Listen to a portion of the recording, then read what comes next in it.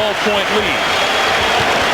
The Bulls just utilize their bench so much better. They get shots for guys who can't shoot, like Bushler and Kerr. Horace Grant not looking for a shot, almost threw it away. And there's a foul called as Shaquille went into his move. Horace can't create his own shot. Horace is a guy, as Dennis Rodman is going to push and lean. Dennis was telling him yesterday, he'll do whatever it takes. He'll put his life on the line in guarding Shaquille O'Neal, which is often what happens. Under 2 minutes to play for the first half. Bulls 53-41 lead. Penny back onto the floor and takes the lob for the stuff. Hardaway with 20 first half points. And now wearing the tape on that leg to cover up that cut. Interchangeability of the Bulls offensive players. Kukoc missed another three. That's 2 3-pointers he's missed this afternoon. 1 for 26 in the postseason.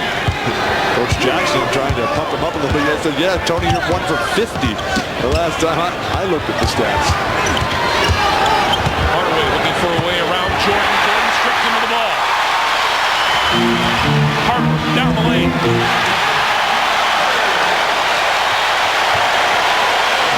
Look at the way Jordan is right there defensively to deny Penny the possession. They're making Nick Anderson bring the ball up the court. Brian Hill calling for the post play. 55 seconds for the first half. The lob for Shaquille. And Rodman catches him on the way down. Well, Jordan's pressure defense forcing Penny to put the ball on the floor. A little help came over from Ron Harper, and that enabled Michael to get his hand in there to knock it loose. And every time the Bulls are able to force a turnover, it generally ends up into a good fast break play because the Magic are making these turnovers and have very poor transition defense. Dennis Rodman guilty of his second personal. The foul committed before O'Keefe threw it down. Ron Harper gets an ovation as he leaves the court. Well, they take Shaq out. No need to pick up his third foul. Shaq playing with 2 right now.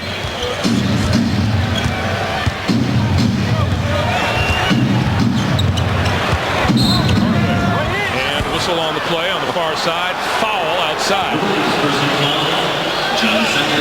And John Sally draws his first. 39.2 to play in the first half. Bulls lead it by 12.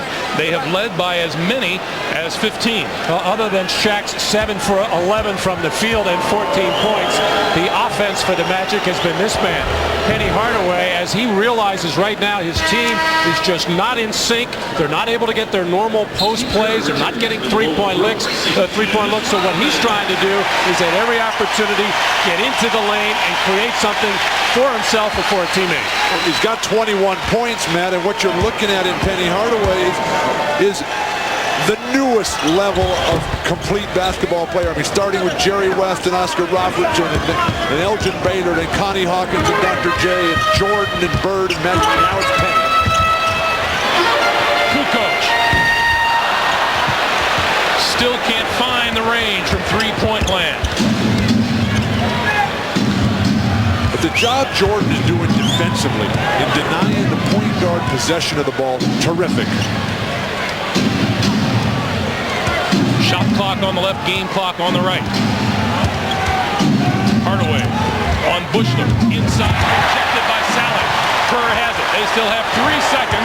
Sally tried to get a pass off, it wouldn't go. And Nick Anderson's lunge at the end of the first half doesn't connect.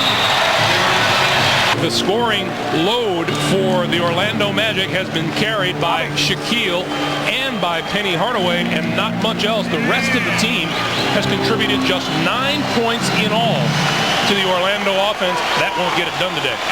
And the fact that Michael Jordan played 23 minutes and didn't have to work that hard. Sure, he was getting it done defensively, but normally you'd want to wear him out. So hopefully by the end of the game, you're going to have that one chance that he might be a little bit tired.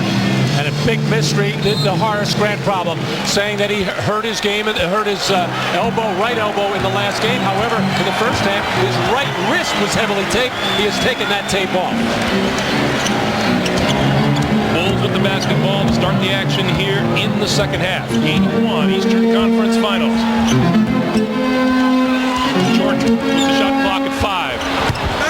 Strong and off to the side. Scottie Pippen there for the rebound. Grabs his own rebound. Goes back on the baseline. Puts it in. Well, there it is again, Greg. Second shot opportunities on a lazy effort on the defensive boards. I think the Magic have to find Dennis Scott a shot and see if he has any kind of hot hand. They wouldn't know with only one shot. There's a throwaway by Hardaway as Scott fought for position. Scottie Pippen taking advantage of a slow start in the second half, just like at the start of the game for Orlando. Every ball is so critical here. The Magic just casually thinking that this is going to be something. Maybe I'll get it at the end. Harper. Penetration off the dribble again. Breaking down the Magic defense. Drawing the defense for an easy basket, and Brian Hill wants nothing of it. He does not like the way his ball clubbers come out to start this third quarter. 12 points for Luke Longley, who comes in averaging just over 6 a game, and a nice setup from Ron Harper. Greg, at the beginning we talked about the need to play one-on-one defense. Here, 3 guys can't stop penetration, and then no rotation. Ron Harper, he's got 1 basket in the game, and you're going to go out there and try to deny him possession? Phil Jackson in Luke Longley's face, talking about keeping Shaq away from the basket. Luke's trying to figure out why. He said, hey, I'm having one of the best games of my life. I've doubled up my average in the postseason today. And we're up 14. Coaching, is it ever fun, Matt? Well, yeah, you're never happy. O'Neal, travel. Well, what a task facing Luke Longley today, huh? Well, that's the call that Phil Jackson was begging for a few days ago. Really, either the offensive foul or the travel, and really the lesser of 2 evils that time for Shaq and the Magic, the walk call.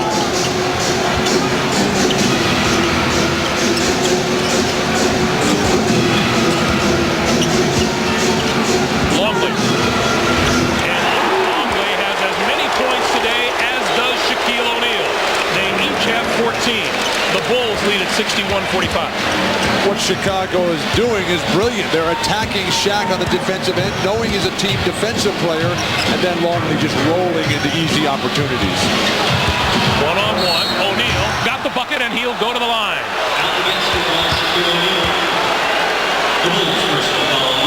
Luke Longley. That's number 3 on Longley. The ability of centers to hit the jumper. Guys going up against Akeem like we saw with Seattle. Now we've got Shaq answering right back, just powering his way. When he gets that kind of position, that deep in the paint, nothing Luke Longley or any defense can do. You can't even get there quickly enough, as Luke Longley certainly holding his own with Shaq. But I think the Magic have to get Shaq on the move a little bit.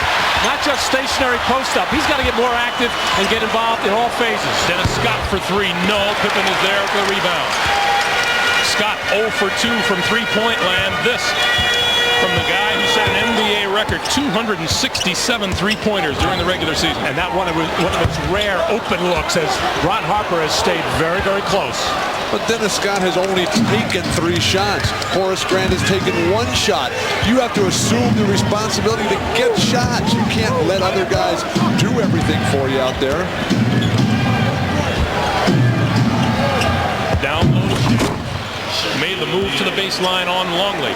Shaquille has 18, 61, 49. Perfect pass by Nick Anderson. Shaq's got to move up the lane, though, when they go with that front. That'll give him more room.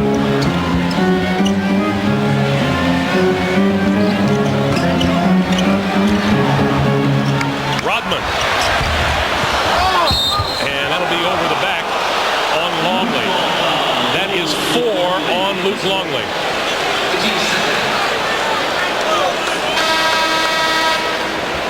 The swing pass, the spacing, Shaq holds him off and then just can deliver.